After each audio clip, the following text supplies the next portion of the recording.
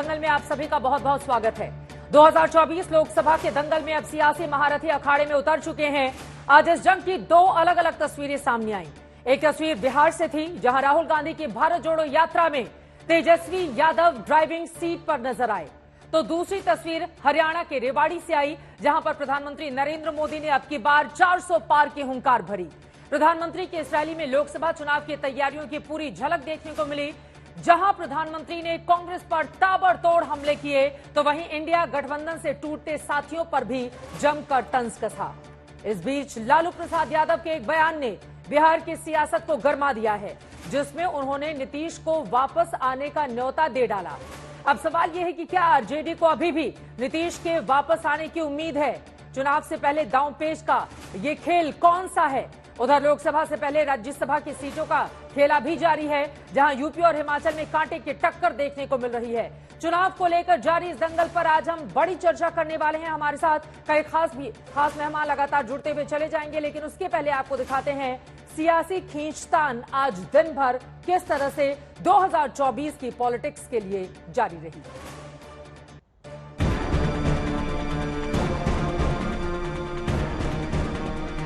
ये तस्वीर है 2024 के चुनावी रण क्षेत्र की। जिस नीतीश कुमार को पाला बदले कुछ ही वक्त हुआ है, वो नीतीश कुमार लालू के साथ मुलाकात में मुस्कुराते हैं। तेजस्वी यादव अकेले ही राहुल गांधी के सारथी बने नजर आते हैं और प्रधानमंत्री नरेंद्र मोदी हरियाणा से एक बार फिर प्रचंड विजय की हुंकार भरते हैं। अब की बार एनडीए सरकार 400 पार।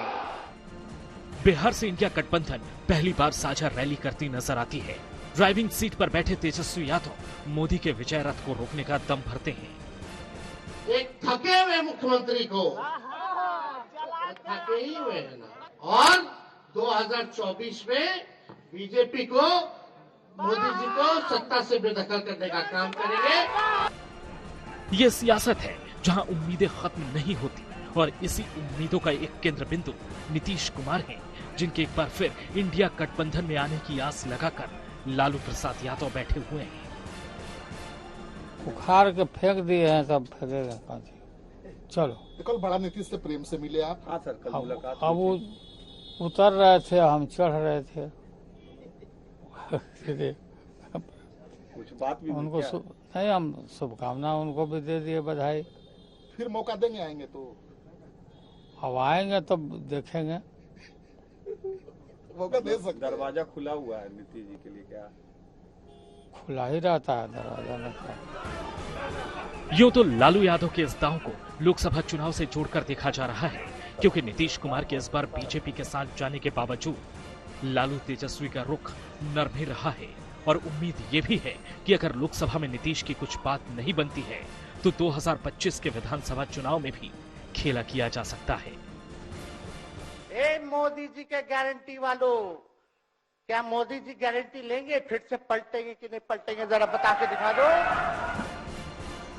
बिहार के साथ यूपी पर भी कांग्रेस की खास नजर है, जहां आज राहुल गांधी की यात्रा की एंट्री होगी और मोदी सरकार पर हमले के साथ प्रदेश के कई जिलों से ये यात्रा गुजरेगी। विकास के नाम पर पूरे देश को अदानी जी को दिया जा रहा है। हम लोग इस बात को परिभाषित, तो मतलब वो एयरपोर्ट दे रहे हैं, पोर्ट दे रहे हैं, सारा का सारा उसको दे रहे हैं। बताया जा रहा है कि अखिलेश यादव भारत जोड़ो न्याय यात्रा में शामिल होंगे, लेकिन इसके बीच सवाल ये है कि कांग्रेस और एसपी में सीट बंटवारे को लेकर अटकी बात का समाधान कब होगा। आरएलडी के इंडिया गठबंधन छोड़ने के बाद दोनों दलों के बीच क्या फॉर्मूला निकलेगा, क्योंकि लोकसभा चुनाव से पहले ही समाजवादी पार्टी में उठती विरोध की आवाज ने अखिलेश यादव की भी चिंता बढ़ा दी है। देखिए, आगे एमएलसी है, राज्यसभा है, ये मेरा सरोकार नहीं है। मेरी ऑब्जेक्शन जो था वो सिर्फ इस बात का था कि हमारा नारा पिछड़ा दलित अल्पसंख्यक है, तो वो हमारे हर चीज में दिखना चाहिए। उधर राज्यसभा चुनाव में बीजेपी ने संजय सेठ के तौर पर अपना 8वां प्रत्याशी उतार कर सियासी मिजाज को गर्म कर दिया है। चर्चा है कि बीजेपी विपक्षी गठबंधन में फूट का फायदा उठाने की कोशिश कर रही है और लोकसभा चुनाव से पहले एसपी को राज्यसभा की पिच पर पटखनी की तैयारी में लगी है। यूपी में राज्यसभा की ये लड़ाई ठीक उस वक्त छिड़ी है जब राहुल की यात्रा इस सूबे से होकर गुजर रही है। बीजेपी लगातार राहुल गांधी को निशाने पर ले रही है, साथ ही विपक्षी एकता पर भी हमला बोल रही है। क्या फर्क पड़ेगा? कांग्रेस पार्टी पूरी तरह से डिरेल्ड है, उनके पास कोई नीति और एजेंडा नहीं है। शामिल होंगे सर? कोई नीति और एजेंडा विपक्ष के पास नहीं है। जिस राज्य में श्री राहुल गांधी जी के कदम पड़े उस राज्य में कांग्रेस वैसे भी डूबता हुआ सूरज है, लेकिन वैसे वैसे कांग्रेस का अंत दिखाई दे रहा है। बीजेपी ने कांग्रेस के सामने राज्यसभा वाला पेच सिर्फ यूपी नहीं, हिमाचल प्रदेश में फंसा दिया है। अभिषेक मनु सिंघवी के सामने हर्ष महाजन को उतारकर कांग्रेस को टेंशन दे दिया है। लोकसभा से पहले कांग्रेस के सामने चुनौती लगातार बढ़ रही है और इस हालात में इंडिया गठबंधन को मजबूत बनाने का दावा करने वाली पार्टियां भी कांग्रेस पर भरोसा नहीं कर पा रही है। संभावना बन सकती है कि नेशनल कॉन्फ्रेंस एनडीए में शामिल हो? अगर वैसी सूरत बनती है, आगे देखे जाए। अभी शुरुआत है। पॉलिटिकल पार्टी दरवाजे खुला रखती है, खिड़कियां खुला रखती है, आगे चलते हैं। इधर कांग्रेस लगातार पीएम मोदी के निशाने पर है। साथ छोड़ रहे साथियों को लेकर भी पीएम मोदी ने कांग्रेस पर सवाल किया और इंडिया गठबंधन में मची भगदड़ की वजह भी बता दी। कांग्रेस के पास एक ही एजेंडा है, मोदी विरोध। जब कोई पार्टी परिवारवाद के, वंशवाद के घोर कुचक्कर में फंस जाती है तो उसके साथ ऐसा ही होता है। आज हर कोई कांग्रेस का साथ छोड़ रहा है, सिर्फ एक परिवार ही वहां दिखता है। ऐसी राजनीति युवा भारत को बिल्कुल प्रेरित नहीं करती। लोकसभा चुनाव के रण की रणनीति अंतिम दौर में है। राहुल की यात्रा के जरिए कांग्रेस पार्टी में जोश भरने की कोशिश में है। सहयोगियों को भरोसे में लेकर पीएम मोदी को चुनौती देने की कोशिश है, लेकिन बीजेपी के दांव के आगे ये कोशिश आसानी से कामयाब होती नहीं दिख रही है। आज तक ब्यूरो। तो इधर उधर की न बात कर बार बार एक दूसरे को यही कह रही हैं पार्टियां, लेकिन ये बता कि काफिला क्यों लौटा, ये सवाल बना हुआ है, क्योंकि एक एक करके कई ऐसे दल हैं जो साथ छोड़ते हुए इंडिया गठबंधन का चलते हुए दूसरे पक्ष में चले जा रहे हैं। कई मुद्दों को लेकर बड़ी चर्चा करने वाले हैं। खास मेहमान हमारे साथ जुड़ चुके हैं, उनका परिचय आपसे करवा देती हूं। प्रेम शुक्ला जी, राष्ट्रीय प्रवक्ता भारतीय जनता पार्टी के हमारे साथ जुड़े हुए हैं। अनुराग भदौरिया जी, प्रवक्ता समाजवादी पार्टी के हमारे साथ मौजूद हैं। आशुतोष जी, पॉलिटिकल एनालिस्ट हैं, हमारे साथ जुड़ चुके हैं। अभिषेक झा जी, स्पोक्स पर्सन है जेडीयू के, उनकी भी मौजूदगी है। प्रोफेसर संगीत रागी, पॉलिटिकल एनालिस्ट हमारे साथ जुड़े हुए हैं। पंकज शर्मा जी, राजनीतिक विश्लेषक हमारे साथ जुड़ चुके हैं। आप सभी का बहुत बहुत स्वागत है। प्रेम शुक्ला जी, सबसे पहले आपसे ही शुरुआत करते हुए, लालू प्रसाद यादव एक बार फिर से नीतीश कुमार के लिए खिड़की दरवाजे खोलकर रखे हुए हैं। उनका कहना है वो आएंगे तो देख लेंगे। गारंटी देंगे आप लोग कि नीतीश अब नहीं जाएंगे, नहीं पलटेंगे? ये तो गारंटी खुद नीतीश जी दे रहे हैं। नीतीश जी ने ही विधानसभा में कहा कि मैं जिनके साथ था उनके साथ आ गया हूं। तो नीतीश जी की गारंटी पर क्यों भरोसा न किया जाए? और लालू जी के जंगल राज को समाप्त करने के लिए ही तो नीतीश जी का जो है बिहार में राजनीतिक उदय हुआ था। तो नीतीश जी की गारंटी स्वयं नीतीश जी दे रहे हैं। नीतीश जी की गारंटी पर भरोसा है आप लोगों को, नहीं भरोसा है? सवाल तो बड़ा ये है। देखिए, भारतीय जनता पार्टी भरोसा हर अपने साथी पर करती है। भारतीय जनता पार्टी ने आज तक किसी भी साथी के साथ घात नहीं किया। कांग्रेस तो है नहीं कि लालू प्रसाद यादव बेचारे 2009 में उनकी सीटें घट गई, उनको अपमानित करके बाहर बैठा दिया। स्टालिन की बहन को जेल में भेज दिया, राजा को जेल भेज दिया। तो ये कांग्रेस नहीं है। भारतीय जनता पार्टी भारतीय जनसंघ के जमाने से 1952 में जब डॉक्टर श्यामा प्रसाद मुखर्जी के नेतृत्व में भारतीय जनसंघ की स्थापना हुई थी, उस समय पहली बार एनडीए बना था, पहली बार गठबंधन की राजनीति की नींव भारतीय जनता पार्टी के पूर्ववर्ती संगठन भारतीय जनसंघ ने डाला था। थोड़ी कमी नजर आ रही है प्रेम शुक्ला जी आपके, मतलब एकदम दम ठोक कर आप नहीं बता पा रहे हैं। अच्छा, इससे भी दम ठोक कर क्या बताएं कि 52 से नजर आ रही है? नहीं, बिल्कुल पता नहीं। आपके पास कॉन्फिडेंस नापने की, मुस्कुराकर जो कह दिया है उससे मुश्किलें आप लोगों की चिंताएं बढ़ गई हैं। आपके पास कॉन्फिडेंस नापने की कौन सा यंत्र है मुझे नहीं पता है, लेकिन हमारा कॉन्फिडेंस अपने जितने भी गठबंधन के साथी हैं उन पर पूर्ण रहता। कॉन्फिडेंस तो उनका घटा है। कल तक श्रीमान नीतीश कुमार को जो संयोजक प्रस्तावित कर रहे थे लालू जी, उनका जिस तरह से अपमानजनक उनके साथ बर्ताव उनके सहयोगी दलों ने किया, और आज वो तो गारंटी बाईस देना सीट चाहिए पर। था कि अपमान नहीं होगा और नीतीश आज जी तो का। तेजस्वी आज यादव वो सीट पर गारंटी बैठे हुए थे राहुल गांधी आज के। वो गारंटी नहीं दे पा रहे हैं। हाँ। आरजेडी उनका साथ छोड़ के चली जा रही है, गारंटी नहीं दे पा रहे ममता बनर्जी साथ छोड़ के चली गई, गारंटी नहीं दे पा रहे अरविंद केजरीवाल साथ छोड़कर चले गए, ठीक है। गारंटी किसी की नहीं ले पा रहे। हाँ। और अपनी खुद की उनकी गारंटी जो है एक्सपायरी डेट के करीब है। आपकी गारंटी एक्सपायरी डेट के करीब आ गई है क्या अनुराग भदौरिया जी, कि एक साथी छोड़ छोड़कर इंडिया गठबंधन से चलते हुए चले जा रहे हैं? और नीतीश कुमार की क्या जरूरत है अब आप लोगों को? किस तरह से मतलब साथ छोड़ा, फिर भी झांक टाक कर रहे हैं कि नीतीश जी कब इधर पलटी मार लें? देखिए, जैसे आपका मैंने देखा कि 400 पार लिखा हुआ, तो तुरंत हमने ही बैठे बैठे एक कविता लिखी है। तो मैं कह रहा हूं 30 सेकंड दीजिएगा, उसी कविता के माध्यम से सारी बात आ जाएगी। गरीब पर है भूख की मार, धन्ना से बढ़ा व्यापार, महंगाई बेरोजगारी की पड़ी है मार, जोर से बोलो 400 पार, नहीं चल रहा है कोई व्यापार, घर में नहीं है दाने चार, देश का हुआ बंटाधार, जोर से बोलो 400 पार, भाईचारे के इमोशन पे हुआ अत्याचार, समाज में बढ़ रहा है भ्रष्टाचार, किसान पे हो रहा आंसू गैस का वार, जोर से बोलो 400 पार, नफरत की बह रही बयार, नैतिकता हो रही शर्मसार, महिलाओं पे बढ़ रहा अत्याचार, जोर से बोलो 400 पार, रुपए पर हुआ डॉलर सवार, आतंकवाद ने की हद पार, काला धन वापस नहीं आया मेरे यार, जोर से बोलो 400 पार, इलेक्टोरल बॉन्ड पे नहीं हो रही है चर्चा मेरे यार, जोर से बोलो 400 पार। कमाल है 400 पार। भारतीय जनता पार्टी बोल तो रही है, लेकिन दमखम, ठीक बोला आपने, क्यों कॉन्फिडेंस नहीं आ रहा है? कॉन्फिडेंस आएगा कहां से? देश का किसान धरने पे बैठा है, वो अपनी मांग रहा है कि भाई मेरी लागत का मूल्य तो दे दो, एमएसपी तो दे दो, मैं अन्नदाता हूं, मैं यहाँ तपती धूप में, बारिश में, कड़ाके की ठंड में आपके लिए अनाज पैदा करता हूं, तो मेरे ऊपर आंसू गैस क्यों चला रहे हो भाई? ये ड्रोन जो आपने खरीदे हैं क्या किसानों पे चलाने के लिए खरीदे हैं क्या?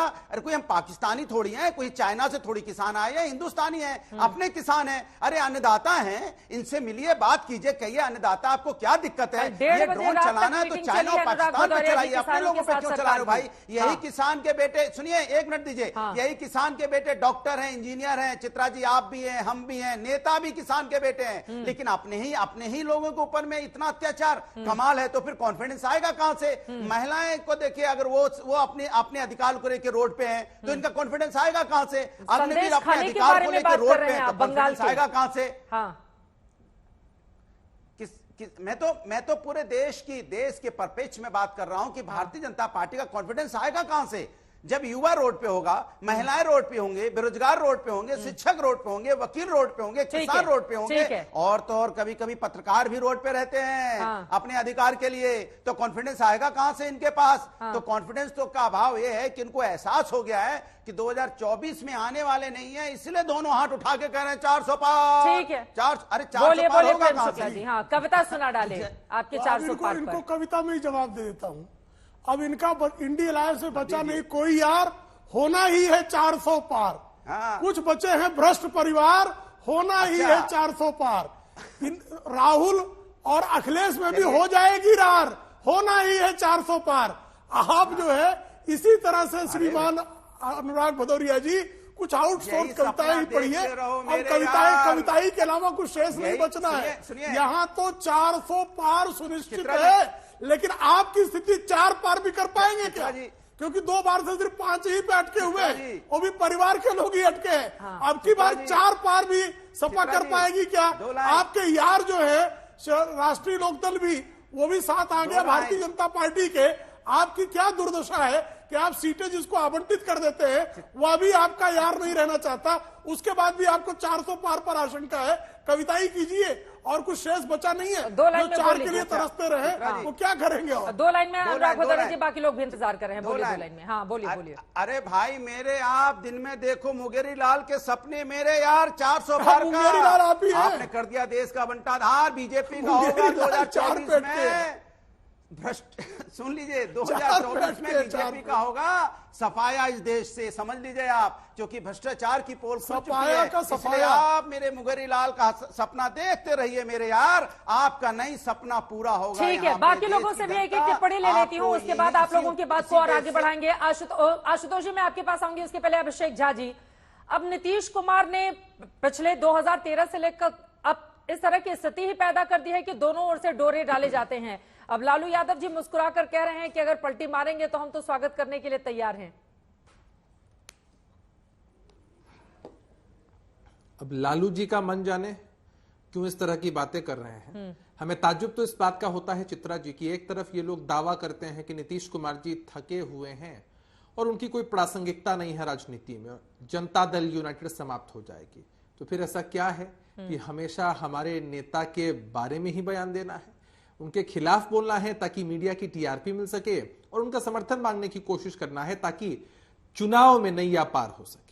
मसला यही है कि नीतीश कुमार जी को कोई राजनीति में, बिहार की राजनीति में उनकी प्रासंगिकता से इनकार नहीं कर सकता है और जिस तरफ हमारी पार्टी, हमारे नेता रहते हैं उस तरफ का पलड़ा ऑटोमेटिकली भारी हो जाता है। और ये बातें हमने कई दफे देखी हैं। बिहार की राजनीति का इतिहास भी इस बात का गवाह रहा है कि नीतीश कुमार जी ने जब भी जिस भी गठबंधन का नेतृत्व किया है हमेशा जनता ने अपना आशीर्वाद उसी गठबंधन को दिया है।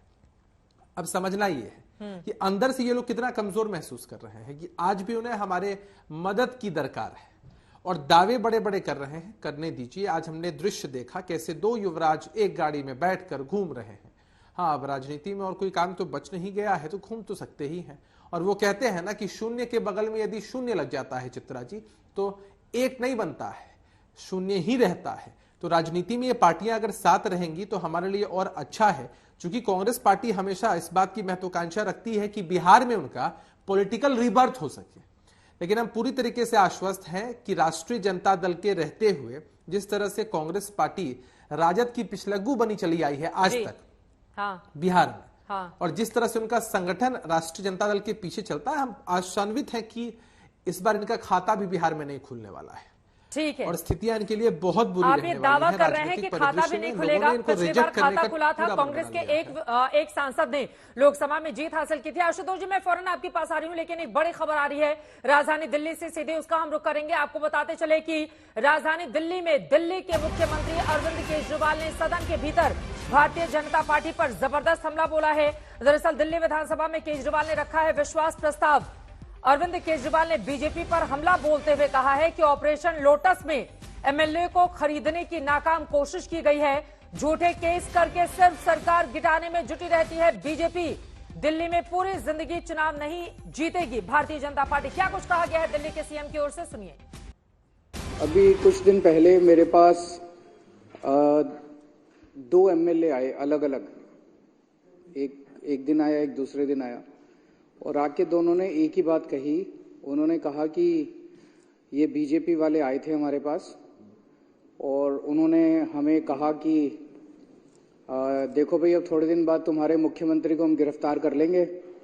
उसके बाद हमने ऑलरेडी 21 एमएलए को संपर्क कर लिया है और 21 एमएलए मान गए हैं पार्टी छोड़ने के लिए और उसे संपर्क कर रहे हैं। तो तुम भी 25 करोड़ रुपए देंगे और तुम भी आ जाओ पार्टी में और हम अपनी टिकट से तुमको बाद में चुनाव लड़ा देंगे, और अगर कुछ और चाहिए हो तो बता दो। 21 तो नहीं, 7 एमएलए को इन्होंने संपर्क किया था बीजेपी वालों ने। तो पिछले इतने सालों में एक और ऑपरेशन लोटस, कई ऑपरेशन लोटस कर चुके हैं, एक और ऑपरेशन लोटस इन्होंने कोशिश की, लेकिन सभी 21 एमएलए ने मना कर दिया हमारी जानकारी के हिसाब से। तो जाहिर तौर पे ये पूरा जो तथाकथित शराब घोटाला है, ये कोई शराब घोटाला नहीं है। इन्होंने कोई जांच वांच नहीं करनी। इन्होंने जैसे अन्य प्रदेशों में हम देख रहे हैं एक के बाद एक पार्टियां तोड़ रहे हैं, सरकारें गिरा रहे हैं केवल झूठे केस करके। इनका मकसद यहाँ पे दिल्ली के अंदर शराब घोटाले की आड़ में गिरफ्तार करके आम आदमी पार्टी के सभी नेताओं को इन्होंने गिरफ्तार कर रखा है, गिरफ्तार करके, और इनका मकसद दिल्ली के अंदर सरकार गिराना है। आपको बताते चले कि इस सरकार के आने के बाद तीसरी बार है जब उनकी ओर से यह विश्वास प्रस्ताव पेश किया गया है बीजेपी पर सीधे आरोप लगाते हुए।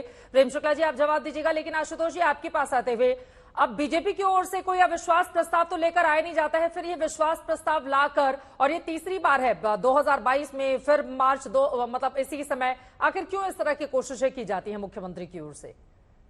क्या आपको लगता है कि भारतीय जनता पार्टी दिल्ली असेंबली में अविश्वास प्रस्ताव ला सकती है? कितने विधायक सदन ही बिल्कुल उनको बाहर भी कर दिया। आज 8 हैं, 7 को बाहर बिठा दिया। तो ये मुख्यमंत्री की ओर से क्यों किया जाता है, यही तो सवाल है। क्योंकि मार्च 2023 यहाँ पर जो मार्च 2023 में लाए, अगस्त 2022 में लाए, फिर लेकर आए। देखिए, इसका सीधे रिलेशनशिप जो 19 तारीख को एनफोर्समेंट डायरेक्टरेट ने अरविंद केजरीवाल को बुलाया है पूछताछ के लिए, उससे इसका सीधा संबंध है।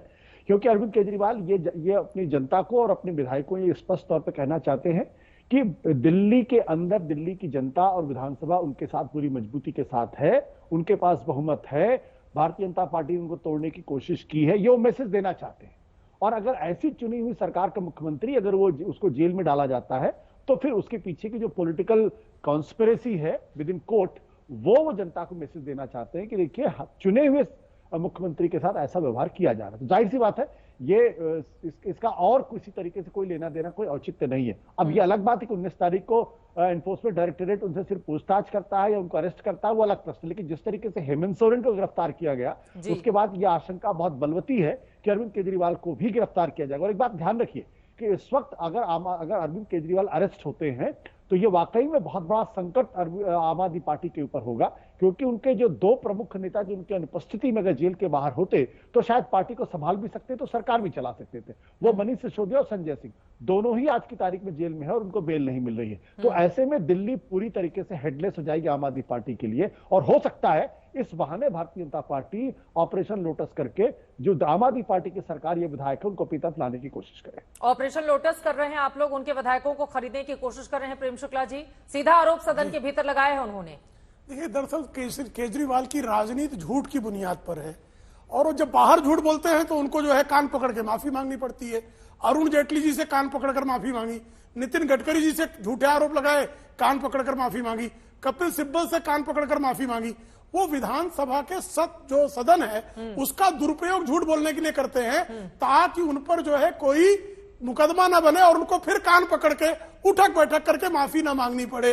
इसलिए बारंबार जो जानते हैं कि मेरा भ्रष्टाचार जो है उसके खिलाफ जिस तरह के प्रमाण है, उनके मनीष सिसोदिया जो है वो जेल काट रहे हैं और उनकी सुप्रीम कोर्ट तक कह रहा है कि उनके खिलाफ किस तरह से उन्होंने मनी लॉन्ड्रिंग की है उसका मनी ट्रेल है।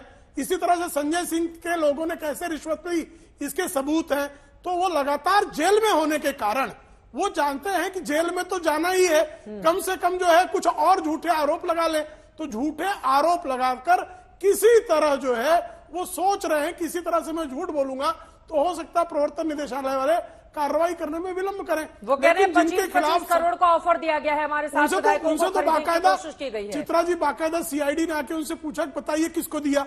उनकी हिम्मत हो तो बता दे नाम, कौन आया था, कब आया था, किसको ऑफर दिया, ये भी स्पष्ट कर देना। वो तो झूठ बोलने वाले जिनका जो है सिद्धहस्त झूठे हैं, और उनकी पार्टी के आसपास भी अगर कोई चले जाता है तो वो भी झूठ बोलने का विशेषज्ञ हो जाता है।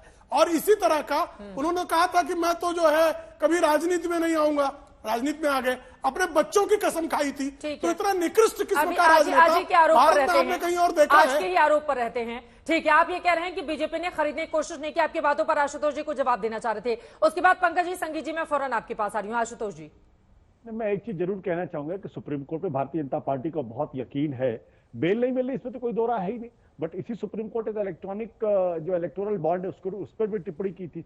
तो ऐसा तो नहीं हो सकता ना कि इलेक्टोरल बॉन्ड पे चर्चा करेंगे तो कर लेंगे चर्चा मित्र।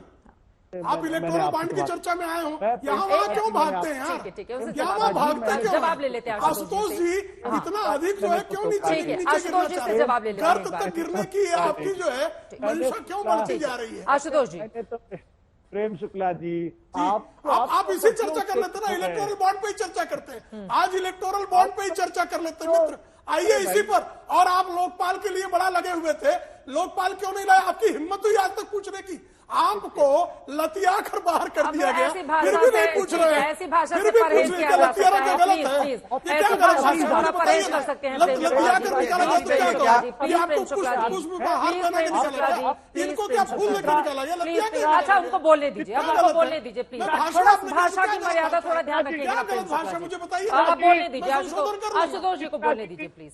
चित्रा जी, इस बदतमीज आदमी से आप बात कर रहे हैं। सुन लीजिए भाषा।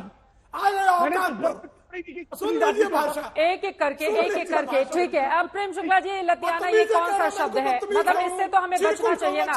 ठीक है सर, प्लीज एक सेकंड सर, एक सेकंड, अपनी अपनी बारी में बोलेंगे, अपनी बारी में बोलेंगे। और ठीक है प्रेम शुक्ला, मुझे आपत्ति है, मुझे दोनों ही लोगों की भाषा पर आपत्ति है, लेकिन ठीक है, खत्म कीजिए प्लीज, खत्म कर लीजिए प्रेम शुक्ला जी, प्लीज खत्म कीजिए, इस बदतमीज आदमी को। आशुतोष जी मेन टॉपिक पर आते हैं। ठीक है प्रेम Shukla ji, please main topic पर आते हैं, मेन टॉपिक पर। प्रेम शुक्ला जी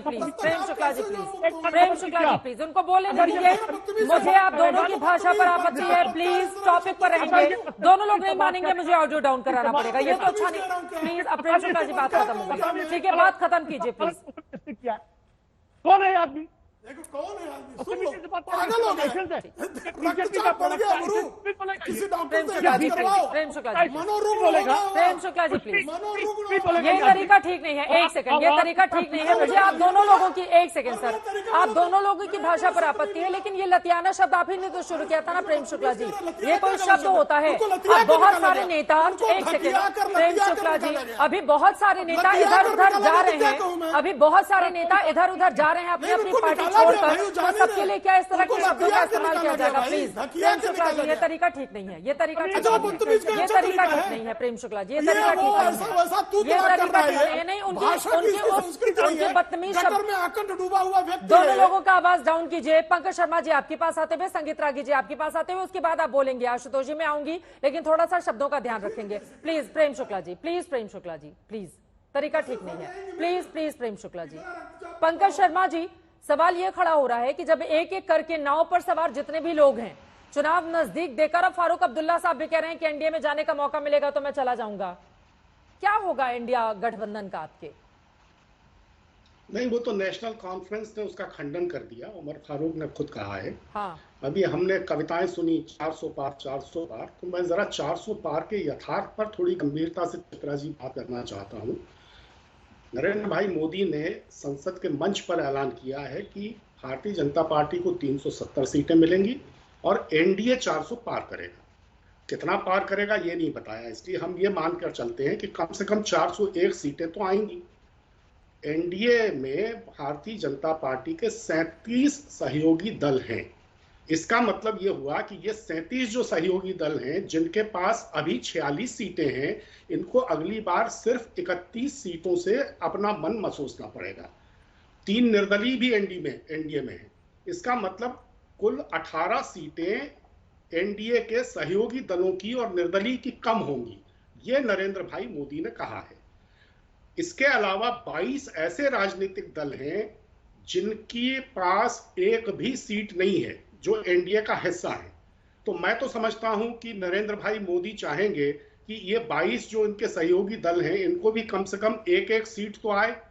तो इसका मतलब हुआ कि 400 जो सीटें अभी इस वक्त 339 हैं एनडीए की, वो 441 होने वाली हैं, 441।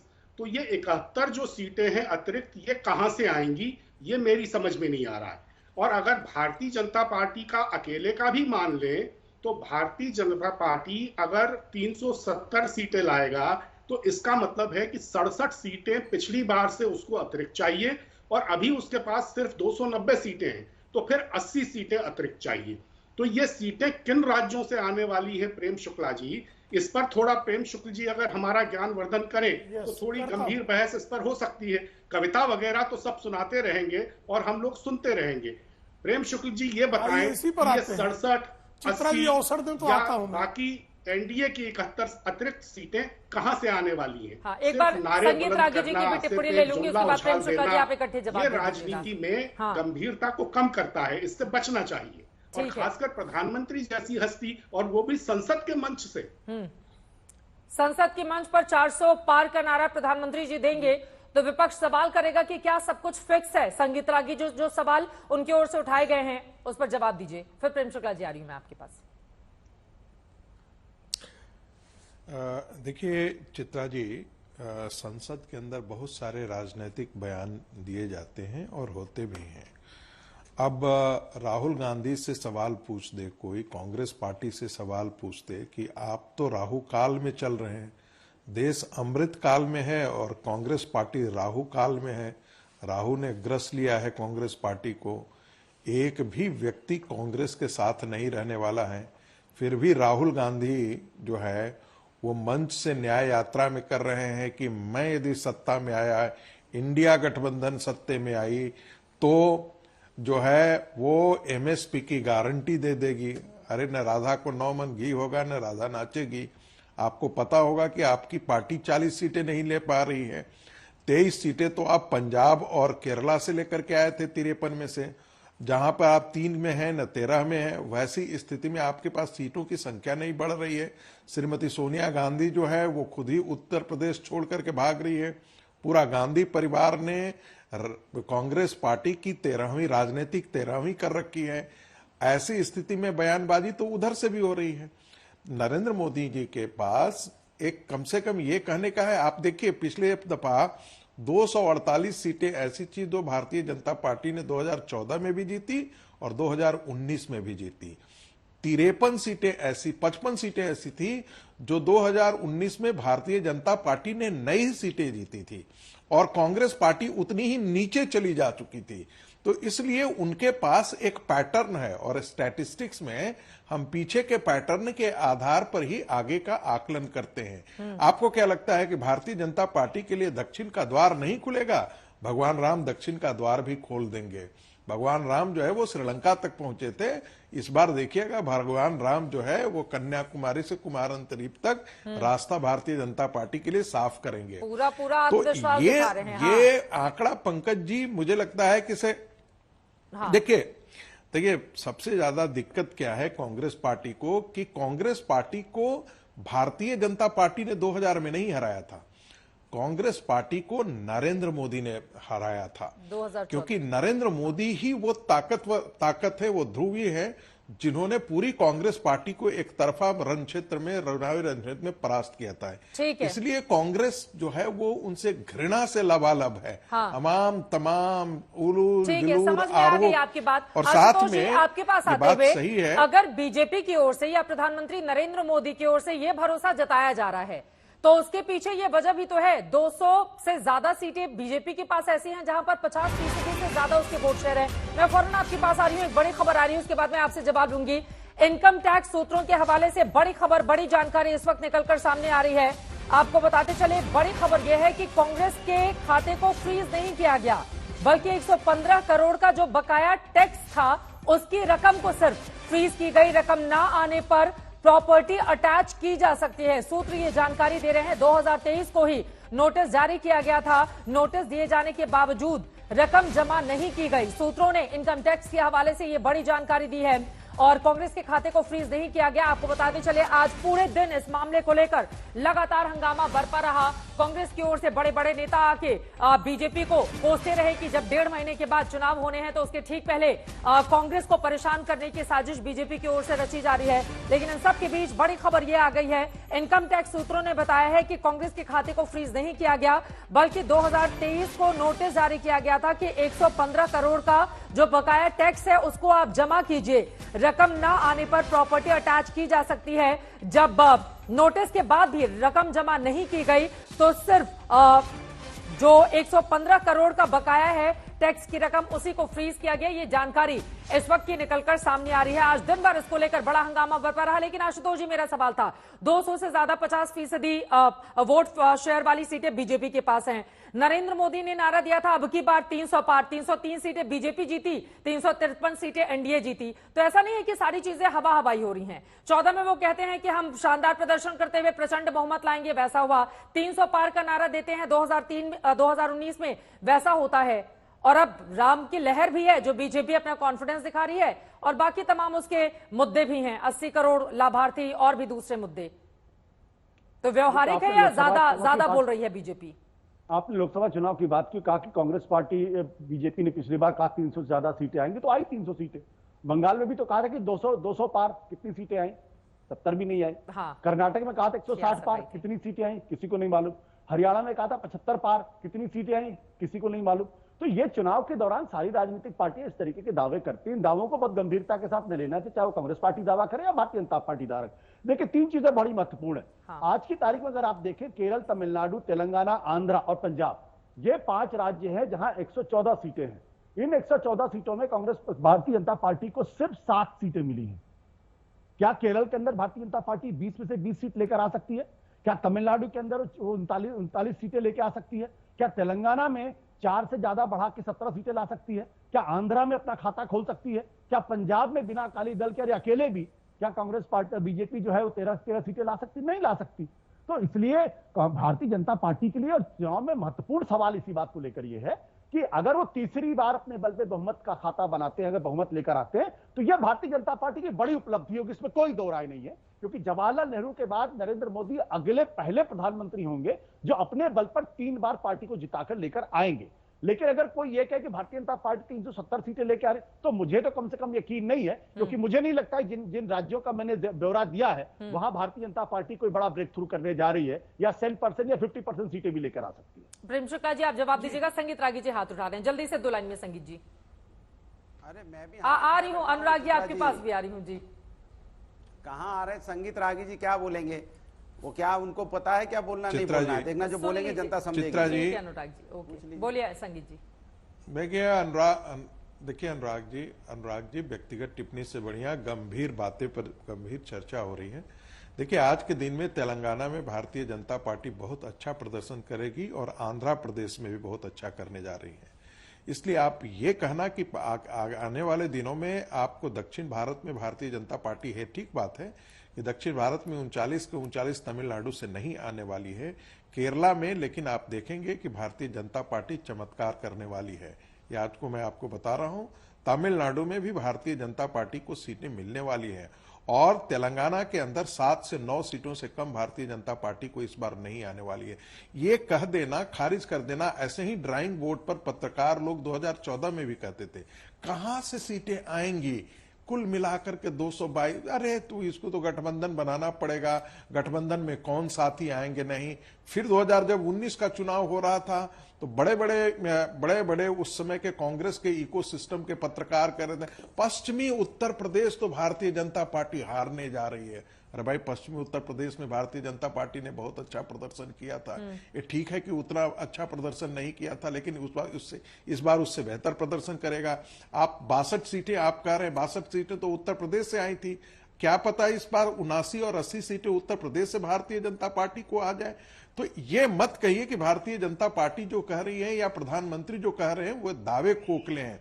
आप अपने बारे में, जरा कांग्रेस के बारे में यही सर्जरी करके देखिए ना, कांग्रेस पार्टी को कहां से आ रही है। कांग्रेस पार्टी तो अपने दुर्दिन काल में है, दुर्दशा इसी को कहते हैं, रहा न कोई कुल रोवन हारा कांग्रेस पार्टी को। लेकिन वही कांग्रेस का नेतृत्व जो है भारत के उन तथाकथित बौद्धिक पत्रकारों के लिए और बुद्धिजीवियों के लिए अभी आइकन के तौर पर खड़े हो जाते हैं और कल से बड़े बड़े लोग उनके लिए कसीदे कढ़े जा रहे हैं। कल से लोग उनके लिए बड़े बड़े कसीदे कढ़े जा रहे हैं। अरे देखो ये हो गया, राहुल गांधी ने ये ट्वीट किया था, राहुल गांधी ने। अरे आप अपनी दुर्दशा देखिए कि आपके साथ कोई भी राजनीतिक पार्टी खड़ी नहीं हो रही है। बिहार के बाद अनुराग भदौरे जी कुछ बोलना चाहते हैं, फिर आ रही हूँ बाकी लोगों के पास आऊंगी। अनुराग जी की बात हो जाएगी, उसके बाद आ रही हूँ मैं फौरन। देखिए भारतीय जनता पार्टी का गठबंधन नेताओं के साथ हो रहा है, इंडिया का गठबंधन जनता के साथ है।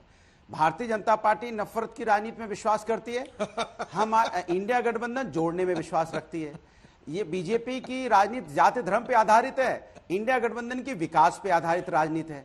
भारतीय जनता पार्टी देश की महंगाई बेरोजगारी पर चर्चा नहीं करती और इंडिया गठबंधन इनका ध्यान ले जाना चाहती महंगाई बेरोजगारी पे। ये हमेशा बात करते हैं कैसे समाज के अंदर में मुझे सत्ता मिले, सत्ता की राजनीति करते हैं, हम जनता की राजनीति करते हैं। हमारे इनमें फर्क इतना है कि किसान का भी सम्मान नहीं कर पा रहे हैं जो हमारा अन्नदाता है। हम कहते हैं किसान की मांग पूरी कर दीजिए। तो हमारे इनमें अंतर बस यही है कि हम जनता के भले की राजनीति कर रहे हैं, हम जनता को उनका अधिकार मिले, जनता अपने पैरों पे खड़ी हो, देश की जनता का भला हो, लोकतंत्र मजबूत हो, देश आगे बढ़े, इसकी राजनीति करते हैं। ये सोचते हैं कैसे सत्ता मिले, किस तरह से सत्ता मिल जाए, सत्ता को कैसे कब्जा लिया जाए, इसकी राजनीति करते हैं। फर्क इतना है हमारी राजनीति करते हैं वो लोग, जनता की पॉलिटिक्स करते हैं। होने जा रहा है।